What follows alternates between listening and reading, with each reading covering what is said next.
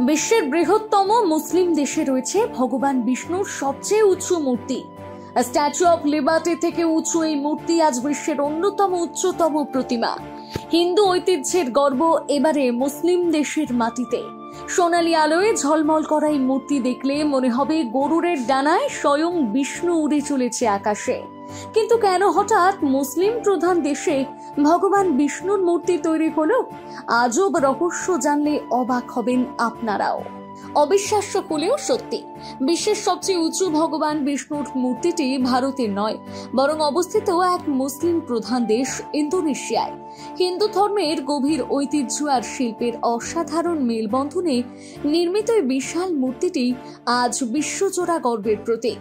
ইন্দোনেশিয়ার বালির বিখ্যাত পর্যটন কেন্দ্রের এক প্রান্তে দাঁড়িয়ে আছে গরুর বিষ্ণু কিনকানা মূর্তি, যা আজ শুধু ধর্ম নয়, সংস্কৃতি ও সহাবস্থানের এক অনন্য দৃষ্টান্ত।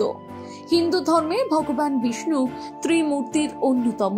ব্রহ্মা বিষ্ণু মহেশ্বরের মধ্যে তিনি রক্ষক। তিনি সৃষ্টির ভারসাম্য রক্ষা করেন, ধ্বংসের পর আবার নতুন সৃষ্টির পথে বিশ্বকে এগিয়ে নিয়ে যান। তাই তাকে বলা হয় পৃথিবীর রক্ষক।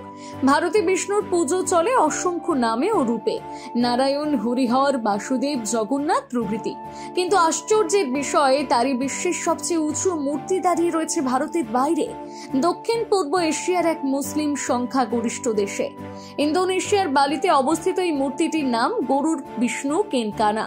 এখানে ভগবান বিষ্ণুকে দেখা যায় তার বাহন গরুরের পিঠে আরোহণরত অবস্থায়।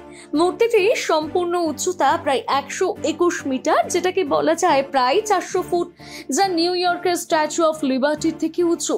বিশাল তামা ও পিতল দিয়ে তৈরি এই মূর্তিটি আজ বিশ্বের অন্যতম উচ্চতম প্রতিমা হিসেবে স্বীকৃত। গরুর বিষ্ণু কিনকানা মূর্তির নকশা করেছিলেন ইন্দোনেশিয়ার বিখ্যাত ভাস্কর নিওমান নুয়ার্তা। শিল্পীর ইচ্ছে ছিল এমন একটি স্থাপত্য গড়ে তোলা যা ইন্দোনেশিয়ার হিন্দু ঐতিহ্য ও জাতীয় সংস্কৃতির মেলবন্ধন ঘটাবে। কাজ শুরু হয়েছিল 1997 সালে, কিন্তু তখনই দেশ জুড়ে অর্থনৈতিক সংকট এবং বিভিন্ন ঝামেলা দেখা দেয়। ফলে প্রকল্পটি সেই সময় থেমে থাকে দীর্ঘ 16 বছর। 2013 সালে আবার নতুন করে কাজ শুরু হয় এবং বহু প্রতীক্ষার পর 2018 সালের 22 সেপ্টেম্বর ইন্দোনেশিয়ার রাষ্ট্রপতি জোকো উইদোডো আনুষ্ঠানিকভাবে উদ্বোধন করেন এই মহাকাব্যিক মূর্তির। পুরো নির্মাণে প্রায় 7,500 টন তামা এবং পিতল ব্যবহৃত হয়েছে। এর কাঠামো এমনভাবে তৈরি যাতে তা প্রবল বাতাস বা ভূমিকম্পে স্থিতিশীল থাকে। রাতের আলোয় বা সূর্যাস্তের সময় যখন তামার গায়ে সূর্যের শেষ রশ্মি পড়ে, তখন পুরো মূর্তিটি সোনালী আভায় ঝলমল করে ওঠে। দূর থেকে মনে হয় যেন গরুরের ডানায় স্বয়ং বিষ্ণু উড়ে চলেছেন আকাশপানে।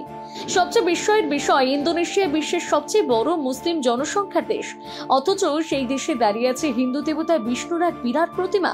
এটি প্রমাণ করে যে ধর্ম যতই আলাদা হোক না কেন, সংস্কৃতি ও বিশ্বাসের মেলবন্ধন মানবতার আসল সৌন্দর্য।